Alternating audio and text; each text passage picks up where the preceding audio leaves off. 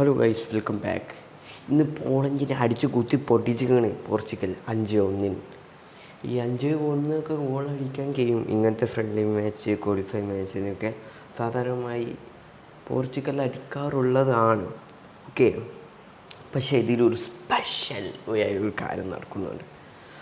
രണ്ട് സ്പെഷ്യലായ കാര്യങ്ങൾ നടക്കുന്നുണ്ട്. ആ രണ്ട് സ്പെഷ്യൽ കാര്യത്തെ പറ്റിയാണ് ഞാൻ പറയുന്നത്.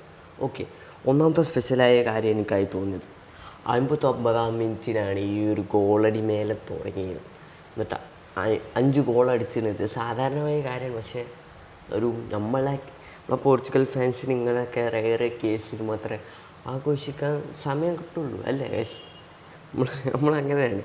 ഓക്കെ ഗൈസ്, അപ്പോൾ പിന്നെ നമ്മുടെ ക്രിസ്ത്യാനോ റൊണാൾഡോയുടെ സീസർ കട്ട്, എനിക്ക് ശരിക്കും അറിയില്ല സീസർ കട്ടാണോ ബൈസൈക്കിൾ ആണോ എന്ന്.